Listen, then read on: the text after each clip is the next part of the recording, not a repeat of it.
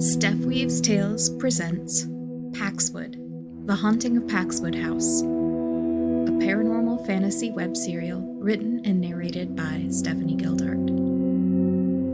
Episode 12, The Buyer's Story.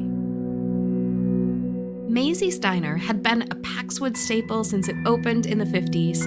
Local, fresh, and classic. The menu hadn't changed much, and neither had the decor.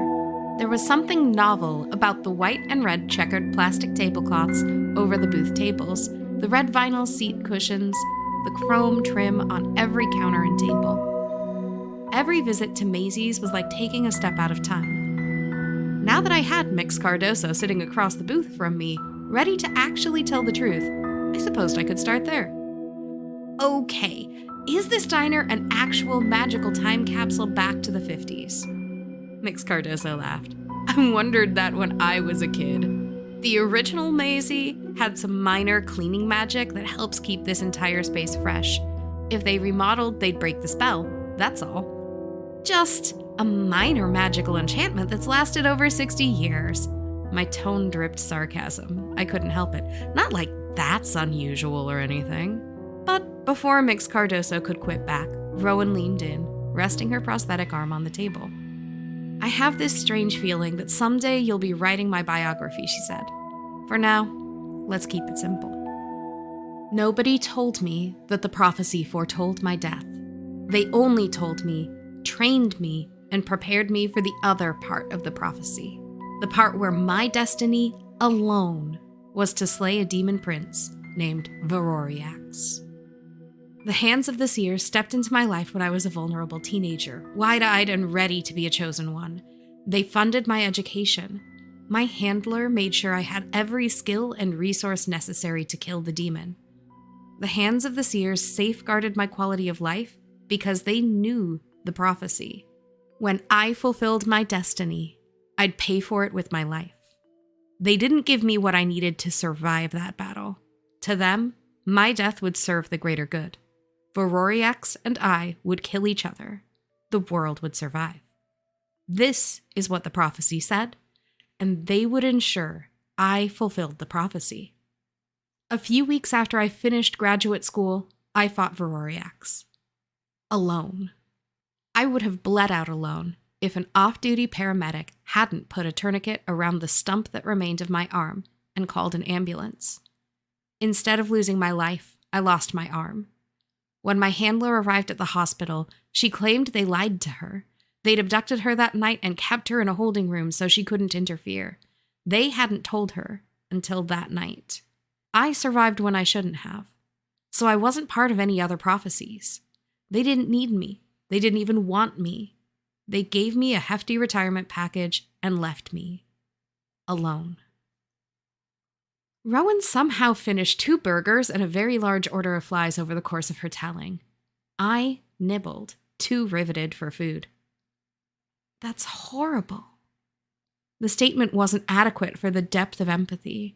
Besides, this short version had only whetted my appetite for the whole. Did her family know about the prophecy? How had it affected her friendships? What dark forces arose to stop her? What epic adventures had she already faced? Mix Cardoso's caution echoed, and I latched onto it so that I wouldn't get carried away by the tidal pull inside me. That's what you meant. The manipulators in the magic world who offer big promises with hidden strings. Exactly. The hands of the seers, Mix Cardoso started, but Rowen cut in. Do a great deal of good for the world. There are actions that set consequences in motion, strands that psychics and mages with foresight can grasp at and try to understand the patterns. I would have ended up on a crash course with Veroriax's forces, with or without training. They're just blinded by the letter of the prophecy. Mix Cardoso gave a shrug, but kept their mouth shut, a silent acknowledgement of exactly what I could see in front of me. Rowen had been fed the company line for years.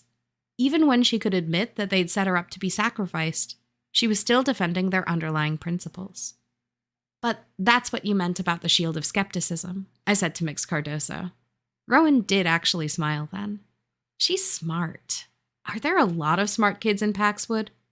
They've got to be to survive around here. Mix Cardoso looked away, shoulders sinking with a sigh. That weight they carried, unseen, was more story. I could tell. But then they refocused, eyes on me. So, doubt everything. Look at Rowan Hayward's past. Use those journalistic research skills of yours to dig through public records and news articles. You'll only find the mundane version, but you'll see the dots lining up. Another thing occurred to me. The diner wasn't exactly empty around us, but no one seemed to care that we were talking about magic, demons, prophecies, and hauntings. Do you talk freely about magic and everyone ignores it? I asked, looking between the two. Rowan was quick to nod her head, but Mix Cardoso smiled mischievously, then stirred at the air with one index finger. A swirl like dust motes reflecting sunlight caught my attention, except that there was no beam of sunlight. Minor obfuscation spell, Mix Cardoso said. Anyone who might accidentally hear a few stray words and get curious, or anyone actively trying to eavesdrop will hear something that sounds like English, but they just can't quite anchor on the words. If someone comes over to the table and talks with us, they enter the radius of the spell, and they'll hear us clearly. It's one of the quick enchantments I've got anchored to my ring. What ring? I looked more closely at Mix Cardoso's index finger and spotted a silver ring. Or was it gold? No. Black? Oh, the ring's also obfuscated, huh? See? Smart! Rowan laughed. Then she leaned in. So, here's the point. Kids like me don't deserve to be left fighting alone. I want to set up a community center for chosen ones and anyone fighting the good fight. A haven where they can trade information, network with each other, help each other, stand together when the situation is dire. We should be able to stand together, regardless of the fates. Mix Cardoso's expression grew serious. Bringing chosen ones to Paxwood House feels a little like leaving goats in a velociraptor pen. Before it becomes any sort of community center, you're going to need a hardcore exorcism. Not a minor one, no amateurs, no future students. Team effort, deep, clean. I concede to your wisdom, Rowan said. Seems like it's ideally situated otherwise. Out of the way community, but still close to major urban centers.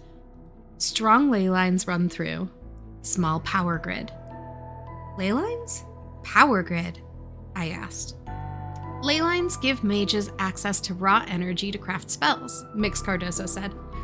Power grids are more complicated, but the short is that magic and electricity don't always play nice.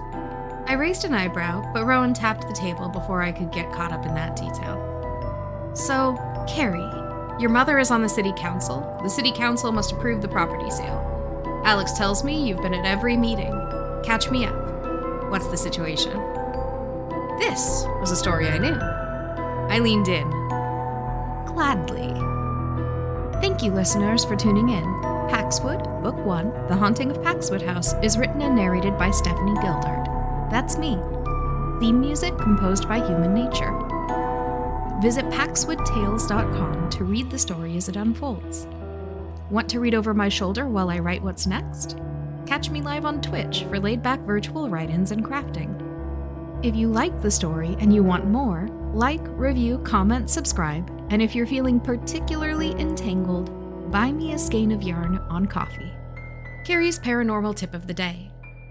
If you have the chance to use cleaning enchantments, don't hesitate because Fantasia said the enchanted mops might go crazy. Cleaning magic is the best magic.